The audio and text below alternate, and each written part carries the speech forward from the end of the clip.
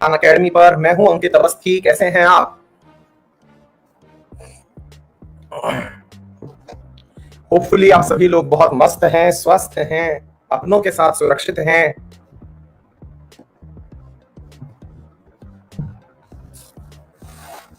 Very good evening.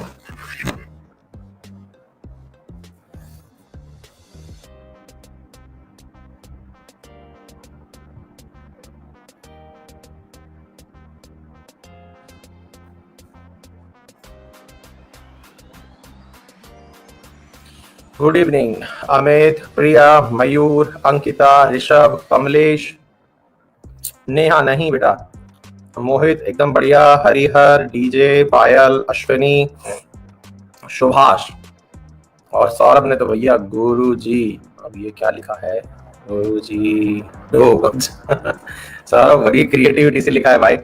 Very good evening, very good evening. सभी को बहुत सारा आशीर्वाद, बहुत सारा प्यार। Good evening, very good evening.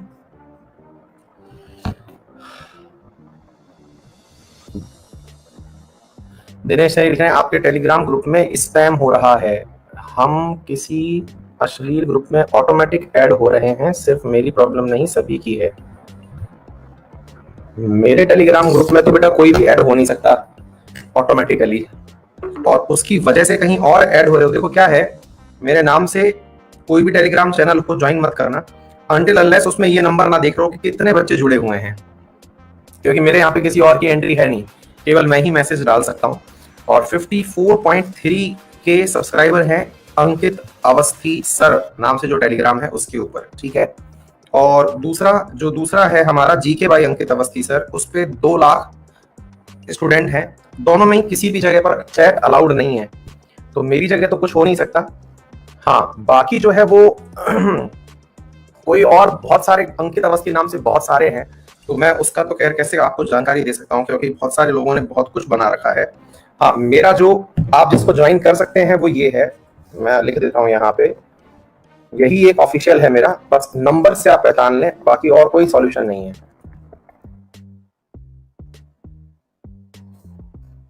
ये मेरा ओरिजिनल है, मैंने ये पिन कर दिया, ठीक है।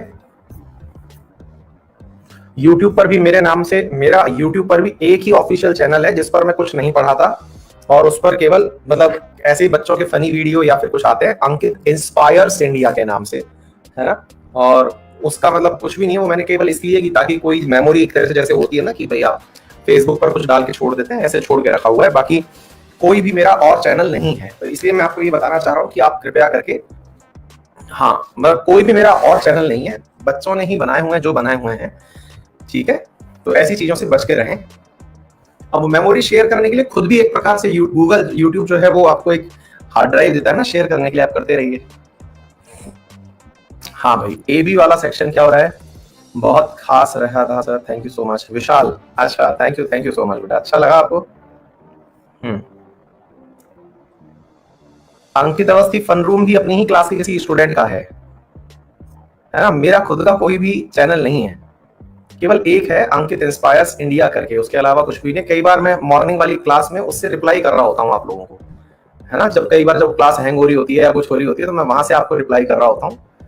बाकी और कोई भी मेरा चैनल नहीं है, तो मैं इसीलिए आप लोगों को बता रहा हूँ कि आप कहीं किसी उसमें मत फंस जाइएगा। मैं कभी भी भगवान के आशीर्वाद से, ये भी मैं आपको पहले बता देता हूँ, क्योंकि बहुत बार ऐसी भी दिक्कतें आ जाती हैं जिसकी वजह से बच्चे फंस जाते हैं अपने गुरु के नाम पर। ऐसा हुआ है एक मेरे ही बहुत जानने पहचानने वाले के साथ में, किसी ने मेरा नाम लेकर के पैसे मांग लिए कि मैं मुसीबत में फंसा हुआ हूँ और मुझे सख्त जरूरत है 50,000 रुपए की। तो उस बंदे ने उसी समय इमीडिएटली 35,000 ट्रांसफर भी कर दिए बिना ये क्रॉस चेक किए। उसने बकायदा खुद का नाम बताया और पूछा कि भैया आप जो है दूसरे नंबर से कॉल क्यों कर रहे हैं, आपका ये नंबर तो नहीं है। बोले यार मेरा वो फोन स्विच ऑफ हो गया है, आप इसमें डाल दो। तो फिर ऐसी स्थिति में भी आप आश्वस्त रहें कि आप लोगों के प्यार और स्नेह से भगवान ना करे कि कभी ऐसी मुसीबत आए जिस समय कि मैं आप लोगों से पैसे मांगूं, ठीक है। और अगर ऐसी कोई मुसीबत आती भी है तो उस समय मेरा कोई ना कोई वीडियो फुटेज या मैसेज जरूर आएगा, तो ही आप कुछ उस पर, भगवान ना करे मतलब काल रात्रि कोई ऐसी आ जाए कि जिस समय मुझे आप लोगों की आवश्यकता पड़े कि भैया अब कुछ मदद मेरी कर दो क्योंकि मैं बहुत मुसीबत में फंस गया हूँ। भगवान ना करे ऐसा दिन आए, मैं ही आप लोगों की मदद करूं क्योंकि आपका बड़ा भाई हूँ। तो मैं ऐसी स्थिति में रहूं कि मैं आपकी मदद करने के लिए बना रहा हूं, है ना। मैं मतलब ईश्वर से यही प्रार्थना करूंगा।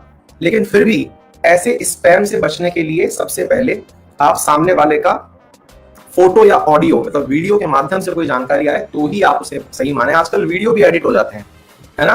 तो मेरा जो फेसबुक प्रोफाइल है या फिर टेलीग्राम ओरिजिनल प्रोफाइल है, जहां मैं ओरिजिनली उस चीज को अपडेट करूं मेरी आवाज के साथ, क्योंकि बहुत कुछ फर्जीवाड़ा है आज के जमाने में, ठीक है ना। तो आप कृपया करके इन सब चीजों को मतलब पूरी तरह से आश्वस्त रखें और कहीं भी ऐसी जगह पर ना फंस जाएं, ठीक है बेटा। कभी जरूरत पड़ेगी तो मैं फ्रंट में आकर के आप लोगों को बताऊंगा, ठीक है। हाँ ठीक है, चलिए शुरू करें। सर आपसे पर्सनल बात कौन करना चाह रहा है भाई? हाँ मोहित लिख रहे हैं सर। हाँ Abhijit Ghosh from West Bengal, love you sir. रहूं उतना रेस्पेक्ट बढ़ रहा है, जितना दिन चल रहा है उतना रेस्पेक्ट बढ़ रहा है, क्या बात है। नितेश शर्मा, आपसे मुझसे पर्सनल बात करनी हो तो बेटा इस टेलीग्राम चैनल पर चले जाना। इस टेलीग्राम के डिटेल में कॉन्टेक्ट नंबर दिए हुए हैं, हमसे संपर्क करने की जानकारी दी हुई है। अत्यंत आवश्यक होगा तो आपको मेरी टीम मुझसे कनेक्ट करवा देगी, ठीक है। अत्यंत आवश्यक होगा, वो खुद ही डिसाइड करते हैं कि आपका कॉल किस आवश्यकता के लिए आया है ना। तो अगर बहुत ज्यादा जरूरी होगा तो वो खुद कनेक्ट करवा देंगे, ठीक है। आओ बेटा। हाँ CGL CHSL सब पोस्टपोन होने की खबर ऑफिशियल आ चुकी है, इसके बारे में भी आप जानकारी ले लो। लेकिन अभी तो अपन ज्ञान की गंगा में गोते लगा रहे हैं, तो इस तरह की बातें भी चलती रहेंगी और पढ़ाई भी होती रहेगी, है कि नहीं। आज बेटा, कल हम उपाधियों का अंत कर चुके थे और आज हम अपने जीवन का सबसे बड़ा आर्टिकल, कहते हैं कि ये दौलत भी ले लो, ये शोहरत भी ले लो, मुझको लौटा दो बस वो बचपन का सावन, वो कागज की कश्ती और वो बारिश की बूंदें। मेरे प्यारे साथियों, जो इंडियन पॉलिटी जानते हैं, वो इंडियन पॉलिटी जानने वाले कहते हैं कि हमसे सब कुछ ले लो, हमें केवल 4 आर्टिकल दे दो। और वो 4 आर्टिकल कौन से हैं? वो 4 आर्टिकल हैं आर्टिकल 19, आर्टिकल 21, आर्टिकल 32 और आर्टिकल 13। ये केवल 4 आर्टिकल हैं। अगर किसी व्यक्ति के पास में ये 4 आर्टिकल हैं, कौन कौन से? 13 नंबर, 19 नंबर, 21 नंबर और 32 नंबर, तो वो इस देश में क्या, वो दुनिया के कहीं पर भी अपना जीवन प्रॉपर तरीके से काट सकता है। उसे किसी की सहायता की जरूरत नहीं है। फिर मतलब ईश्वर आकर के खुद आपसे पूछे कि नहीं नहीं, मैं तो केवल आपको 3 ही अधिकार दूंगा, तो फिर आप उनसे कहिए कि एक काम करिए, आप आर्टिकल 19 भी ले लीजिए, मुझे केवल एक आर्टिकल मतलब 3 आर्टिकल दे दीजिए। कौन कौन से? 13 नंबर दे दीजिए, 19 नंबर तो 13 नंबर दे दीजिए, 21 नंबर दे दीजिए, 32 नंबर दे दीजिए। फिर आपसे पूछा जाए कि नहीं बेटा, अब आपके लिए आर्टिकल की सीमाएं समाप्त होती हैं, उसके बाद आपसे कहा जा रहा है कि अब आपको केवल 2 ही ऑप्शंस मिल सकते हैं, तो बताइए कौन सा लेना चाहेंगे। तो फिर आप मांगेंगे कि मुझे आर्टिकल 21 और आर्टिकल 32 दे दीजिए, मुझसे 13 भी ले लीजिए। फिर भी आपसे पूछा जाए कि नहीं, आपको केवल एक ही आर्टिकल मिल सकता है, तब आप कहेंगे कि मुझे केवल आर्टिकल 21 दे दीजिए। तो अब आप सोच के देखिए कि कितना बड़ा आर्टिकल है 21 नंबर आर्टिकल, जिसको हम केवल एक लाइन में पढ़ते हैं। और वो लाइन कितनी है? वो लाइन केवल इतनी है कि मुझे जीने का अधिकार दे दो, मुझे बस जीने दो, है ना। I can't breathe, I want to live, ठीक है। तो बस मुझे जीने का अधिकार दे दो, मैं बाकी सब कर लूंगा। आ गई बात समझ में? ये है मेरे प्यारे साथियों आर्टिकल 21। तो आज का सेशन बड़ा अच्छा होने वाला है। यूपीएससी बोर्ड से फोन आया था अनअकैडमी की तरफ से, ऐसा हो सकता है क्या? सचिन फर्जी है भाई। अनअकैडमी जब भी फोन करेगी आपको, कुछ भी करे, अनअकैडमी का केवल एक ही तरीका है, और मैं आपको मल्टीपल टाइम, देखिए आजकल हमारे नाम पर बहुत कुछ होता है ना। हमारे देश में बहुत कुछ होता है। क्या क्या होता है मैं आपको बता दूं कि क्या बता रहा था मैं आपको, मैं कुछ बता रहा था, मैं भूल ही गया। अनअकैडमी से कॉल, हाँ। तो अनअकैडमी से कॉल के नाम पर जब कुछ आएगा, क्योंकि दूसरा मैसेज भी मेरे पास इसी तरह का आया कि क्या ऐसा सच है, कोई कोई क्वेरी कर रहा है कि सर ये बात सच है क्या, क्योंकि आजकल सच्चाई परखने के लिए ज्यादा कॉल चल रहे हैं। तो जनाब अनअकैडमी से अगर कॉल आएगा ना, तो केवल आपको अपने एप्लीकेशन के माध्यम से ही सारे काम करने की वो कहेंगे। और हमारा एप्लीकेशन प्ले स्टोर पर उपलब्ध है, मिलियंस में उसके सब्सक्राइबर हैं, तो ही आप उस कार्य को आगे करिएगा। अदरवाइज उन्हें माफ कर दीजिएगा, कह दीजिएगा मैं पढ़ा लिखा आदमी हूँ, मेरे टीचर ने मुझे बताया हुआ है, वही सब मुझे करना है, ठीक है। फिर भी कोई मुसीबत आए तो मैंने मेरा टेलीग्राम चैनल दिया हुआ है, इसके कांटेक्ट डिटेल में मेरे खुद की तरफ से कांटेक्ट नंबर दिए हुए हैं, आप उन पर संपर्क कर लीजिएगा, वहां से आपकी क्लैरिटी क्लियर हो जाएगी, वो हमारी तरफ से उपलब्ध कराया हुआ है। डन। चलो अब सुनो आगे। तो चले आज साथियों स्वतंत्रता प्राप्त करते हैं, बहुत ही खुशी का दिन है कि आज हमें स्वतंत्रता मिलने वाली है। सही मायने में पूछिए तो ये वो आर्टिकल है जिन्हें पढ़ा करके ऐसा लगता है कि जीवन धन्य हो गया, मतलब पूरी पॉलिटी कोई मुझसे ले ले और मुझे केवल ये 3 आर्टिकल पढ़ाने का मौका दे दे, केवल 3 या 4 आर्टिकल जो ये है ना, तो बस मैं अपना पूरा जीवन सफल समझूंगा कि मेरी पॉलिटी पूरी हो गई। इतने गंभीर आर्टिकल हैं ये। अब आप पूछेंगे सर माहौल तो आपने ठीक ठाक बना दिया, अब थोड़ा सा बता भी दो कि इसमें ऐसा क्या है। मेरे प्यारे साथियों, इसमें सबसे पहला आर्टिकल जिसकी वजह से इस देश में सबसे ज्यादा मुसीबत छिड़ी हुई है और वो है freedom of expression, freedom of speech and expression, जिसकी वजह से अक्सर विद्यार्थी लोग कंफ्यूज होते हैं और इस देश के अधिकांश लोग कंफ्यूज होते हैं। वो ये कहते हैं कि ओ माय गॉड, मेरे तो मूल अधिकार हैं, मेरे तो मूल अधिकार हैं कि मुझे बोलने का और मुझे अभिव्यक्ति का आधार मिलना चाहिए, फिर ये सरकार मुझे बोलने क्यों नहीं देती, है ना। मतलब एक जबरदस्त पॉइंट है। कई बार ऐसा होता है कि हम में से बहुत सारे लोग आधा अधूरा आर्टिकल पढ़ के चले जाते हैं। जैसे कल मैंने आर्टिकल 15 पढ़ाया, जब पूरा पढ़ाया तो समझ में आया कि यार रिजर्वेशन तो जो है हमारा मतलब मूल राइट है ना। लेकिन अब एक कुछ विद्यार्थी फिर वही यार बफर लिख रहे हैं। क्या मैं आपको सही से सुनाई और दिखाई पड़ रहा हूं? यार रिदम मत तोड़ा करो यार, फील चली जाती है। क्या मैं आपको सही से सुनाई दिखाई पड़ रहा हूँ? 95% लोगों को सही से सुनाई दिखाई पड़ रहा हूँ, बाकियों का इंटरनेट खत्म हो गया है। कृपया करके वो अपना इंटरनेट अपडेट कर लें। तो साहब हमारी सबसे बड़ी लड़ाई और मुसीबत यहीं पे शुरू होती है कि सर मेरे देश में मुझे बोलने की आजादी नहीं मिल रही, मेरे मन में आएगा मैं वो करूंगा, मेरे मन में आएगा मैं सरकार को गाली दूंगा, मेरे मन में आएगा मैं भला बुरा लिखूंगा, मैं कहूंगा कि फलाना नेता राष्ट्रद्रोही है, फलाना नेता राष्ट्र प्रेमी है, इसे पाकिस्तान भेज दो, इसे हिंदुस्तान भेज दो, मैं मन में आएगा, मेरा मूल अधिकार है। मुसीबत है हमारे यहाँ कहते हैं कि आधा नॉलेज जो होता है ना वो सबका जीवन नाश करने के लिए होता है ना। तो मतलब ये वो वाली स्थिति है कि जो आपका जो अर्ध ज्ञान है वो बहुत बड़ी मुसीबत है दुनिया के लिए। ज्ञान हो तो पूर्ण हो, अदरवाइज ज्ञान हो ना हो, है ना। देना हो अगर तो पूरा दो। तो भैया बात ऐसी है कि ज्ञान की बात यहाँ पर केवल 6 पॉइंटों में नहीं समझी जा सकती। ये आर्टिकल 19 कहता है कि बोलने का अधिकार है, दूसरा आर्टिकल कहता है असेंबली का अधिकार, यानी कि हम कहीं पर भी इकट्ठे हो सकते हैं। फिर सरकार ने, जैसे आपको मैं बताऊं कि आप में से कईयों के दिमाग में ये ख्याल आता होगा सर आए दिन मेरे मूल अधिकार का उल्लंघन होता है। क्यों? क्योंकि सर ये कह दिया जाता है कि धारा 144 लग गई है, धारा 144 लगते ही फिर मुझसे कह दिया जाता है कि 5 और 5 से ज्यादा लोग एकत्रित नहीं हो सकते। सर मेरे लिए असेंबली का अधिकार मेरा मूल अधिकार है, मैं जाऊं फिर सुप्रीम कोर्ट सीधा आर्टिकल 32 लगा करके, मेरी तो आपने पूरी फ्रीडम को छीन लिया है। फिर सर टू फॉर्म एसोसिएशंस बनाने के नाम पर सर मैं अगर कोई पॉलिटिकल पार्टी बना लेता हूं, क्या दिक्कत है अगर मैं अपने देश में रहते हुए एक ऐसा संगठन बना लूं जो कि मांग करता हो आजादी की। हाँ, जो मांग करता हो आजादी की कि भाई हमको चाहिए आजादी, और ऐसा कोई मैं आर्ट वो बना लूं सर, मैं बनाना चाहता हूं। बहुत सही है। और सर सरकार जो है फिर पकड़ के ले जाती है, अंदर डाल देती है। बिल्कुल, कोई लोग कह रहे हैं सर नागालैंड दे दो, कोई कह रहा है मुझे टिपरा लैंड दे दो, कोई कह रहा है बोडो लैंड दे दो, हैं। सर एक मूवमेंट चलाना चाहता हूं मैं, और वो मूवमेंट ऐसा होगा कि मुझे एक ऐसा आंदोलन चलाना है कि ये सरकार को नेस्तनाबूद करना है। मुझे एक ऐसा आंदोलन चलाना है, क्यों कराना है मुझे नहीं पता, बस चलाना है मुझे मूवमेंट का अधिकार सरकार ने दिया हुआ है। फिर सरकार मूवमेंट के नाम पर लाठियां क्यों भांजती है? जब भी कोई आंदोलन होता है सरकार फिर लाठी भाटा जंग क्यों कर देती है? सरकार निहत्ती भीड़ के ऊपर गोलियां क्यों चला देती है? भाई ये वो क्वेश्चंस हैं जो अगर आपके दिमाग में आज तक नहीं आए हैं तो आने चाहिए, क्योंकि मैं यहां से आगे की बात बता रहा हूं आपको। ये तो मूल अधिकार है, अगर ये भी नहीं पता है तो दिक्कत है। लेकिन बड़ा सवाल ये है कि भाई मेरे मूल अधिकार हैं, उसमें दिया हुआ है कि मैं कहीं भी कुछ भी बोल सकता हूं, लिख सकता हूं, पढ़ सकता हूं, मैं कहीं भी एकत्रित हो सकता हूं, मैं कहीं पर भी कैसा संगठन भी बना सकता हूं, मैं कहीं पर भी आ जा सकता हूं, मैं इस देश में कहीं भी रह सकता हूं। अच्छा, 2019 से पहले मैं जम्मू कश्मीर में नहीं रह सकता सर जाकर के घर बनाने के लिए।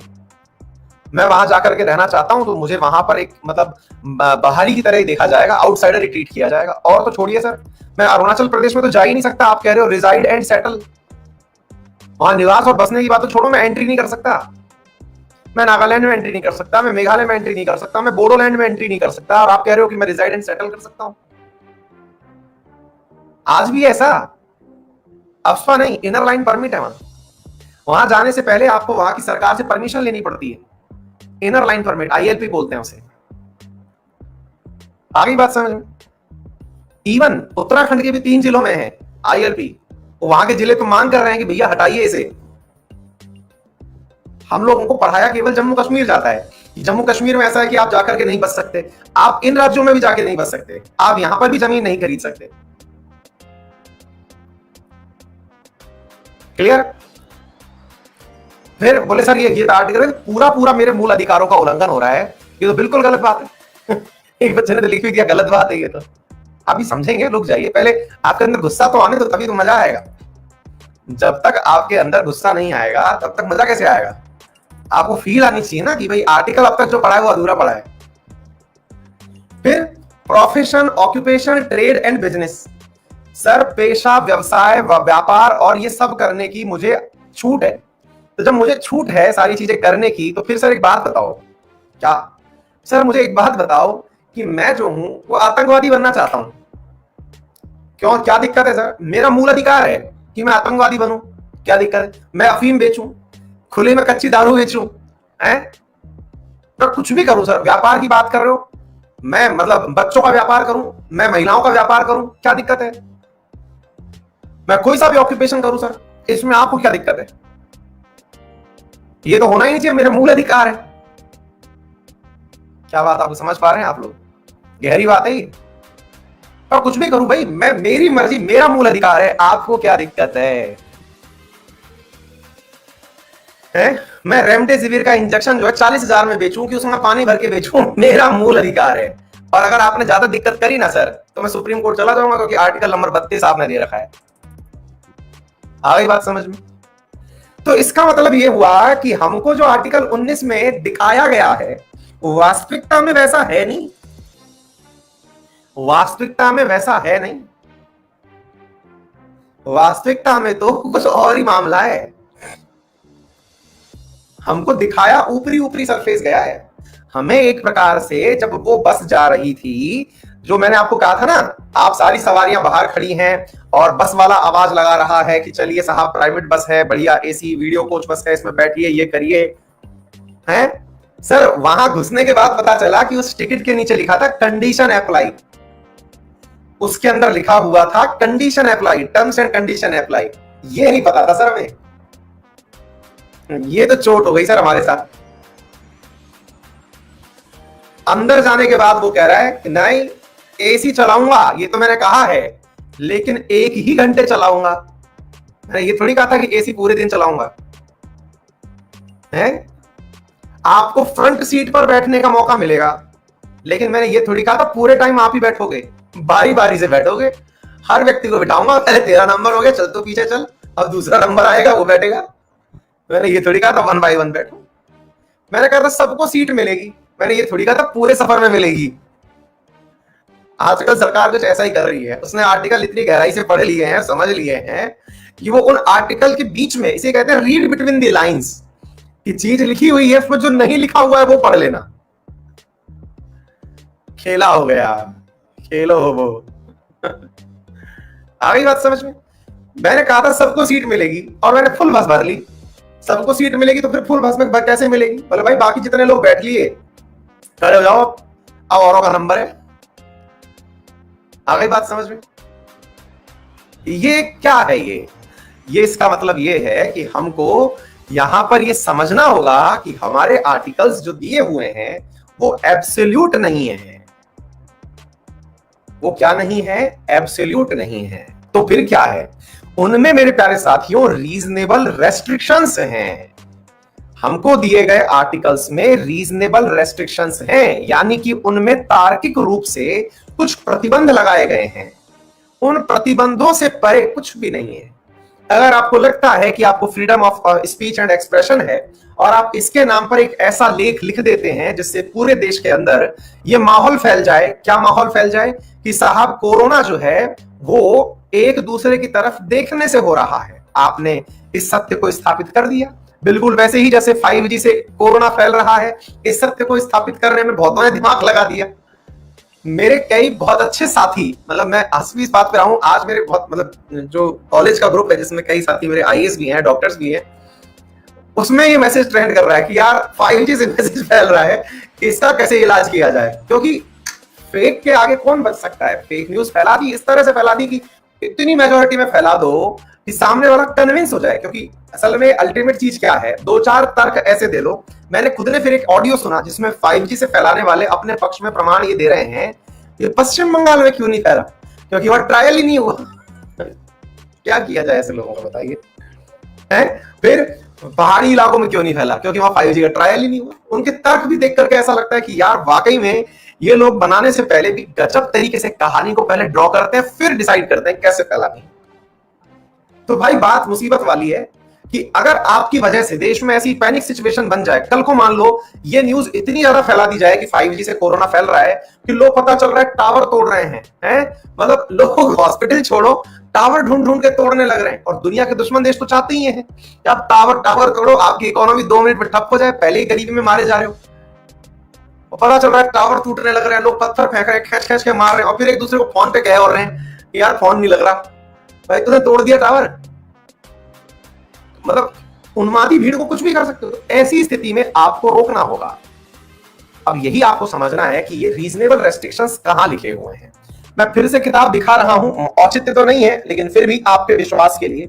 इस किताब में आर्टिकल 19 के अंदर अब आपको यहां पर पॉइंट नंबर 2 लिखा हुआ है। देखिए पहले पढ़िए 19 नंबर आर्टिकल। 19 नंबर के नीचे ABCDE लिखा हुआ है। आप जब 19 नंबर आर्टिकल पढ़ते हैं तो इस 19 नंबर आर्टिकल के अंदर मेरे प्यारे साथियों, सबसे पहला जो पॉइंट नंबर 1 लिखा हुआ है, मेरा कैमरा मुझे जूम करते करते हैंग हो गया है, रुकिए मैं आपको दिखाता हूं। देखिए ये 19 नंबर आर्टिकल है और ये 19 नंबर आर्टिकल में आप इधर देखिए 1 नंबर पर आपको एक पॉइंट दिख रहा होगा, रेड लाइन जो खींच रखी है इसके ऊपर, इसको बोलते हैं आर्टिकल 19 का clause 1। Article 19 clause 1 clear. Clause 1 के नीचे ABCDEF लिखा हुआ है, EF क्या बोलते हैं, E और G लिखा हुआ है। ये क्या है, इन्हें बोलते हैं सब क्लॉज। यानी कि article number 19 clause 1 sub clause A, ठीक है। मतलब इसको ऐसे पढ़िए आप, आर्टिकल 19 के अंदर क्लॉज 1 ऐसे लिख दिया और सब क्लॉज ABCD ऐसे पढ़ा जाता है। समझ में आ गया? बोला कैसे जाएगा, article 19 clause 1 sub clause A ऐसे बोला जाएगा इसे। फिर आर्टिकल नंबर 19 सब क्लॉज 2। तो अब आप इधर देखिए, आर्टिकल 19 सब क्लॉज 2 जो है वो नीचे लिखा हुआ है, इधर देखिए दिख गया होगा, G के जस्ट नीचे लिखा हुआ है। अब G के जस्ट नीचे लिखा हुआ है और ऊपर देखिए A पर लिखा हुआ है to freedom of speech and expression, और इधर 2 के आगे देखिए क्या लिखा हुआ है। अब मैं आपको पढ़ के सुनाता हूं इस चीज को, जिनको दिख गया कोई बात नहीं, लेकिन जिनको नहीं दिखा उनके लिए तो मैं बोल के सुना ही रहा हूं। लेकिन एक चीज होती है ना, किताब में मैंने भी देखा, मतलब भाई तूने देखा और हाँ मैंने भी देखा, तो अपनी आंखों पर विश्वास होता है, तो मैं वो बात आपको सुना करके सुना रहा हूं। इसमें क्या लिखा हुआ है, nothing in sub clause A, which one, this one, 19 clause 1 sub clause A। तो article 19 clause 2 states that nothing in sub clause A, यानी कि इस सब क्लॉज के अंदर A ऑफ क्लॉज A1, देखिए ये लाइन पढ़िए, देखिए क्या लिखी हुई है। ये थोड़ी कानूनी भाषा है लेकिन सीख जाएंगे तो मजा आएगा, मजा आएगा। देखिए nothing in sub clause A of clause 1, अगर दिख रहा हो तो G के जस्ट नीचे 2 लिखा हुआ है, वहां तक पढ़िए, ठीक है। अच्छा, फिर उसके आगे लिखा हुआ है और यही सबसे रोचक है, nothing in sub clause A of clause 1 shall affect the operation of any existing law, यानी कि इसके अंदर कोई भी बात ऐसी नहीं होनी चाहिए जिसकी वजह से ऑलरेडी बना हुआ कोई भी नियम प्रभावित हो, और prevent the state from making any law, यानी सब क्लॉज 1A के अंदर जो स्पीच एंड एक्सप्रेशन लिखा हुआ है, ये कहीं ऐसा राइट ना बन जाए जिसकी वजह से सरकार को देश चलाने में दिक्कत आए। सरकार कोई मतलब कानून बनाने जाए और पता चल रहा है कि वो कानून अटक गया, लोग आर्टिकल नंबर 13 के तहत उस आर्टिकल को पकड़े, सुप्रीम कोर्ट ले गए, क्योंकि आर्टिकल 13 ऑलरेडी कहता है कि सरकार कोई भी ऐसा प्रस्ताव, ऐसा कोई भी बिल, ऐसा कोई भी एक्ट नहीं ला सकती, ऐसा कोई भी अध्यादेश नहीं ला सकती जो कि पार्ट 3 में दिए गए मूल अधिकारों को कम करता हो। तो भाई ऐसी स्थिति में तो आप अगर कुछ भी कानून बनाने लगे और आपने कल को कहा कि भाई लोग फेसबुक पर कोई भी ऐसी पोस्ट नहीं डालेंगे जो अफवाह फैलाए, आप उठाए उस पोस्ट को, सुप्रीम कोर्ट लेके पहुंच गए कि सुप्रीम कोर्ट महोदय आर्टिकल 13 में ऐसा ऐसा लिखा हुआ है, आर्टिकल 13 में लिखा हुआ है कि मेरे पास में ये अधिकार है कि आपको ऐसे अधिकारों की मतलब संरक्षण करना चाहिए जो मेरे मूल अधिकारों का उल्लंघन करते हो। सरकार ने कह दिया कि फेसबुक पर पोस्ट नहीं करना चाहिए। मुझे तो फेसबुक पर बहुत बढ़िया बढ़िया फोटो डालनी थी जिन्हें देख करके मेरे मित्र खुश हो जाते हैं। फिर तो ऐसी स्थिति में मुझे क्यों रोका जा रहा है? तो भाई ऐसी स्थिति में यहां पर साफ साफ मेंशन है, क्या लिखा हुआ है, और prevent the state from making any law in so far as such law impose reasonable restrictions on the exercise of the right conferred by the said subclause in the interest of sovereignty and integrity of India। मतलब देश की संप्रभुता, संप्रभुता मतलब आपकी किसी हरकत की वजह से हम देश के गुलाम ना बन जाए, किसी दूसरे देश के गुलाम ना बन जाए। पता चले कि आप 5G की इतनी अफवाह फैला दिए कि पता चल रहा है कि चाइना से गुलामी मिल गई, हमें दहेज में मिल गई कि भाई चाइना वाले कह रहे हैं कि हो गया तुम्हारा काम, अब आएगा हुआवे, तुम्हारी सारी चीजें समेट के ले जाएगा। मतलब आपकी हरकतों से ऐसा ना हो जाए। और मैं आपको बता रहा हूं साथियों, ये 5G वाली न्यूज जितनी भी स्प्रेड हो रही है, हो सकता है सरकार थोड़े दिन में फिर ये आदेश दे दे कि 5G के सारे मैसेज डिलीट कर दिए जाए। आ गई बात समझ में? और सुनिए साथियों, एंड इंटीग्रिटी ऑफ इंडिया, यानी कि आपकी हरकतों से ऐसा ना हो जाए कि देश के अंदर संप्रभुता को खतरा पहुंचे और देश की एकता को खतरा पहुंचे। पता चले आपकी वजह से ऐसा उन्माद फैल गया। क्या कारण होता है कि बहुत सारे ऐसे राजनेताओं को जो कि भड़काऊ बयान देते हैं उन्हें पुलिस गिरफ्तार कर लेती है। वो तो अपने कह सकते हैं कि मैं तो मेरा फ्रीडम ऑफ एक्सप्रेशन और स्पीच दे रहा था, मुझे क्यों गिरफ्तार किया गया? क्योंकि आपकी वजह से देश की अखंडता को खतरा है, इसलिए आपको पकड़ा जा रहा है।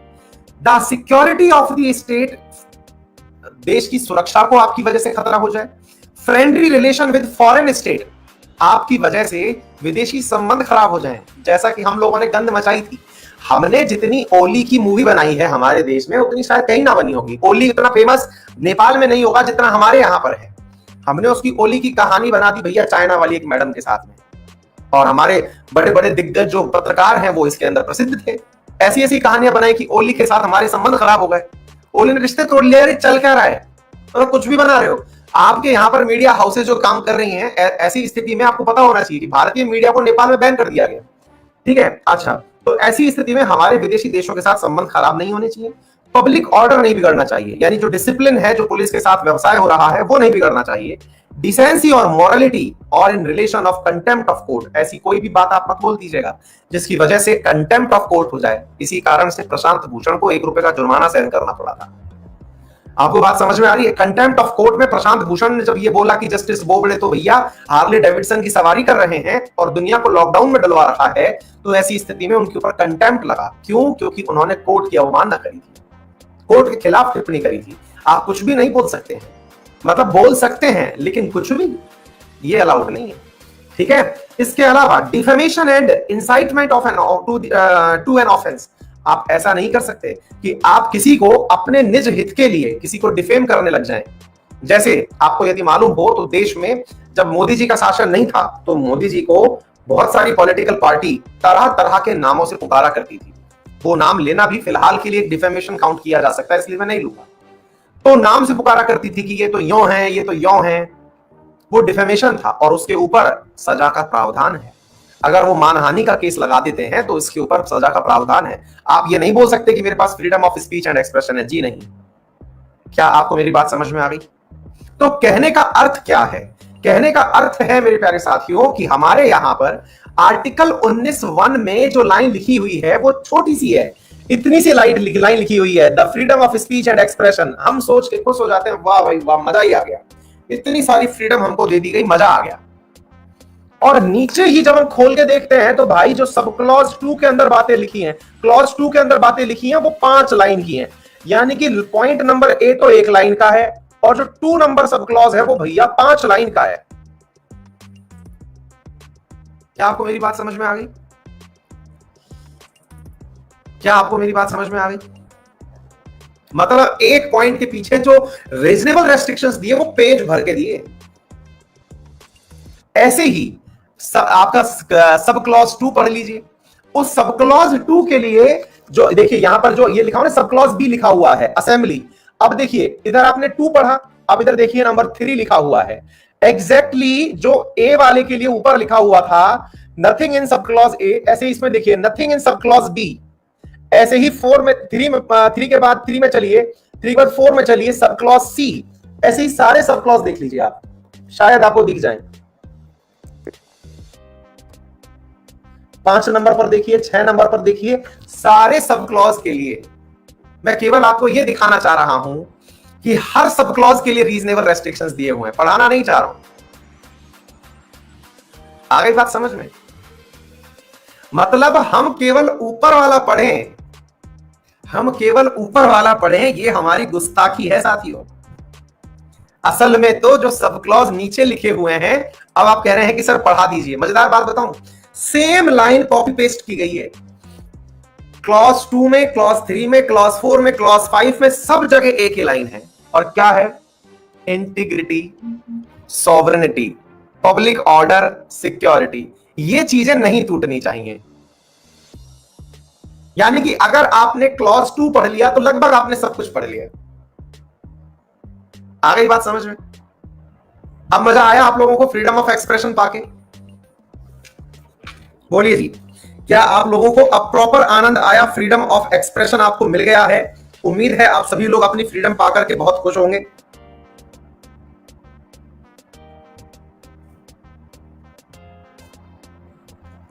क्लियर? चलिए बढ़े आगे। आर्टिकल 19 समाप्त। देखिए साथियों, ऐसी बात है ना कि मैं आर्टिकल 19 जो है अपने यूपीएससी वाले बैच के अंदर शायद 3 दिन तक पढ़ाया हूं। इसमें केसेस भी पढ़े हैं हमने, है ना। और यूपीएससी में आपको पता होना चाहिए तैयारी करते समय केवल पार्ट 3 और पार्ट 4, बस इनको पढ़ाने के लिए टीचर्स की आवश्यकता होती है। बाकी तो सारे पार्ट बच्चे खुद ही पढ़ सकते हैं। अभी भी मैंने यूपीएससी लेवल टच नहीं किया है। केवल पार्ट 3 और पार्ट 4 पढ़ाने के लिए टीचर्स की आवश्यकता होती है। दिल्ली की जितनी भी प्रमुख संस्थान हैं इंग्लिश मीडियम के अंदर जो हैं, जो ऑफलाइन कोचिंग्स के लिए जानी जाती हैं, उनके अंदर केवल पार्ट 3 और पार्ट 4 पढ़ाने वाले जो टीचर है ना, उनके लिए ही क्लासेस लगती हैं। उसके बाद तो बच्चे को कह दिया जाता है कि ये चैप्टर जाना, लक्ष्मीकांत में लिखा हुआ है, पढ़ लेना। इंग्लिश मीडियम वालों की बात कर रहा हूं मैं। मेजर खेला पार्ट 3 और पार्ट 4 में ही है, क्योंकि भारत पूरा चल ही इन 2 पार्ट से रहा है, पार्ट 3 और पार्ट 4। बाकी सब फर्जी वाला है। पार्ट 3 बोले तो मूल अधिकार, पार्ट 4 बोले तो डीपीएस की। ये 2 चीजें अगर एक अच्छे एस्पिरेंट को समझ में आ जाती हैं, एक भारत के नागरिक को समझ में आ जाती है ना, तो उसका लगभग सारा काम हो जाता है। क्लियर? क्लियर? चलिए आगे बढ़ते हैं मेरे प्यारे साथियों। अनुच्छेद नंबर 20 पर चलते हैं। अब एक विद्यार्थी कह रहे हैं कि सर कंगना का ट्विटर अकाउंट क्यों सस्पेंड हुआ? मुझे नहीं पता दोस्त। हाँ जी, अनुच्छेद 20 पर चलते हैं, आगे साथियों बात करते हैं। अपराधों के लिए सजा के संबंध में संरक्षण। देखिए मैं इस लाइन को यहां से तो पढ़ ही रहा हूं, और उसके अलावा जो है मैं यहां से भी आपको पढ़ूंगा, यानी कि मूल किताब में से भी पढ़ूंगा, बेयर एक्ट में से भी पढ़ूंगा।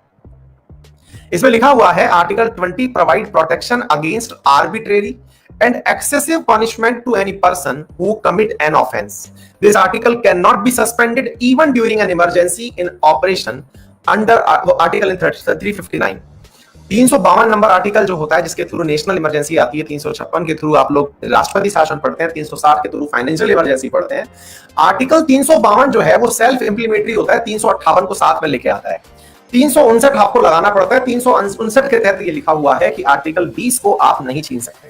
आर्टिकल 20 में ऐसा है क्या जिसको नहीं छीनने की बात की गई है? आर्टिकल 20 और 21 ऐसा है क्या? आइए अब मैं बात बताता हूं मेरे प्यारे साथियों। यहां पर अब आप लोगों को आर्टिकल नंबर 20 जो है वो पढ़ के सुनना होगा, और इससे आज ही आप में बहुत कॉन्फिडेंस आ जाएगा।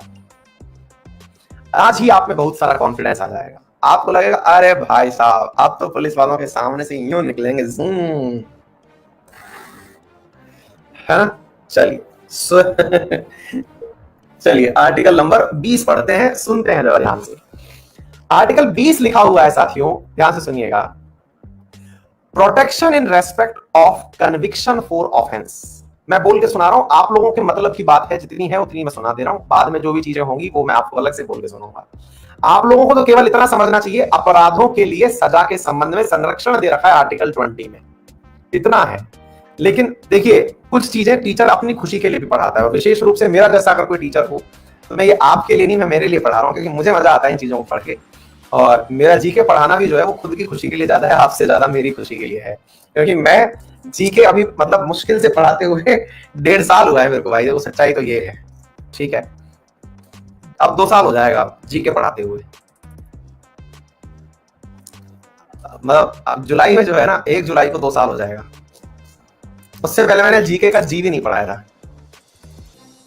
और मुझे मजा आता है, इसलिए मैं आपको ऐसा मजे दिला रहा हूं।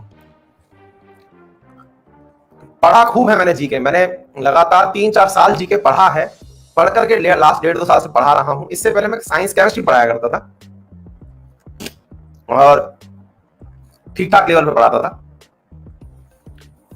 हाँ, बंसल क्लासेस कोटा के अंदर पढ़ाया करता था।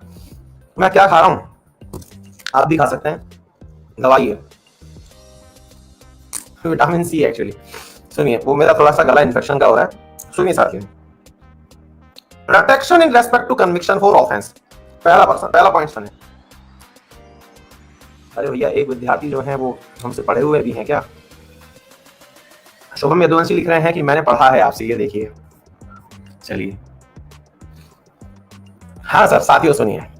No person shall be convicted of any offence except for violation of a law in force at the time of commission of act charged as an offense, nor be subjected to a penalty greater than that which might have been inflicted under the law in force at the time of commission of the offense।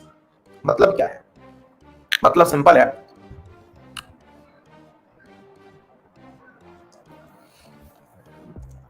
मजे लो।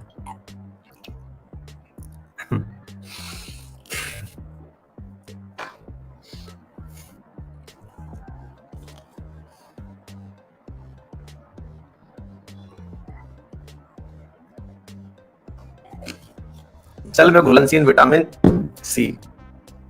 हाँ जी, सुनिए साथियों, किसी भी व्यक्ति को एक ऐसे अपराध की सजा नहीं दी जा सकती जिसके लिए कानून था ही नहीं। मजेदार बात है ये, दोबारा सुनिए। किसी व्यक्ति को ऐसे अपराध की सजा दी ही नहीं जा सकती जिसके लिए कानून था ही नहीं।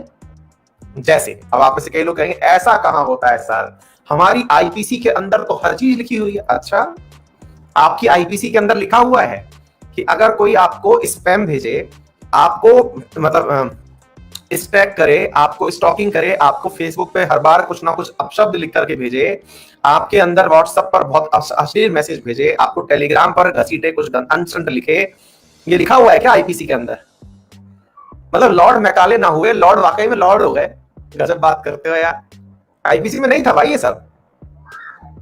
तो फिर तो आईपीसी में नहीं था तो फिर बाकी आ कैसे गया? तब ध्यान से सुन लीजिए, इसका मतलब ऑनलाइन फ्रॉडबाजी होने लगी, लोग एक दूसरे को इस तरह की अश्लील चीजें भेजने लगे, तो फिर कानून की आवश्यकता बनी। वर्तमान में साइबर अधिनियम है, आईटी एक्ट है, जिसकी धारा 969A के तहत आज सभा का प्रावधान है। तो फिर तो जो पुराने लोग थे उनको आप ये कह करके सजा नहीं दे सकते कि सुन बेटा इधर आ, अब मेरी सरकार आ गई है, वर्ष 2014 में तुमने इस प्रकार की अभद्र टिप्पणी की थी, अब मैं सरकार में हूं 2015 में, तुमको इस कानून के तहत जेल भेज रहा हूं, जा अब कुछ ऐश करके आ। क्या आपको मेरी बात समझ में आ गई? अरे कोई सी भी सरकार ले लो, मैं तो बोल रहा हूं आपको कहानी सुनाने के लिए। ऐसा होता नहीं है, फिल्मों में होता है, ये वास्तविकता में नहीं है। आप किसी भी व्यक्ति को उसके अपराध की सजा नहीं दे सकते। अच्छा चलिए, मैं आपको दूसरा उदाहरण देता हूं, आपका प्रैक्टिकल उदाहरण देता हूं। आप सोचेंगे कि ऐसा होता है क्या, मैं बताता हूं आपको। आपको मालूम है, निर्भया गैंगरेप केस में जो मुख्य आरोपी था वो एक माइनर था, 18 साल से कम की उम्र का था। पता है आज कहां है वो? निर्भया गैंगरेप का आरोपी, जिसके आरोपियों को फांसी की सजा हो चुकी है, जो मेन रेपिस्ट था, जिसने मेन क्राइम किया, आज वो कहां है पता है? आज वो खुली जिंदगी जी रहा है, वो हमारे देश के अंदर खुली सड़कों पर रहता है, मस्त जिंदगी जी रहा है, और बकायदा उसे सरकार ने रिहा किया है ना। बकायदा उसे सरकार ने रिहा किया है। रीजन, क्योंकि जब उसने क्राइम किया था तब तक जुवेनाइल क्राइम के अंदर यह प्रावधान ही नहीं था कि जुवेनाइल को जो 16 से 18 वर्ष के बीच के हैं उन्हें फांसी की सजा दी जा सकती है। अधिकतम सजा का प्रावधान ही 3 साल तक का था। अब बोलो, अब बोलो आप। फिर आप पूछेंगे तो सर फिर कोर्ट ने कानून तो बनाया था। बिल्कुल बनाया था। अपनी कोर्ट ने कानून नहीं, मतलब संसद ने कानून बनाया, बकायदा सरकार ने कानून बनाया। फिर लेकिन जो मैंने अभी हाल आपको लाइन बोली, जब कानून नहीं था आपने तब अपराध किया तो आपको सजा भी नए कानून के तहत नहीं मिल सकती।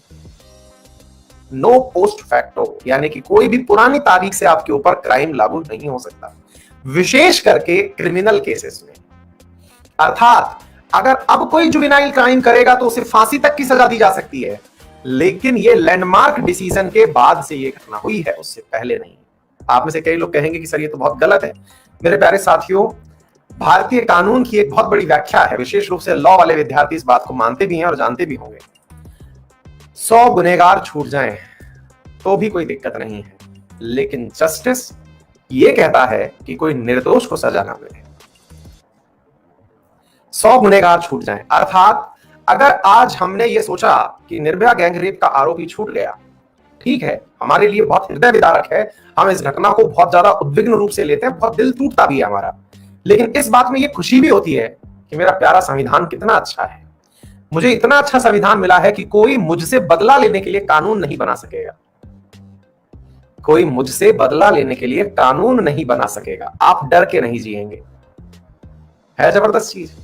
आपकी स्वतंत्रता ऐसे ही नहीं है साथियों।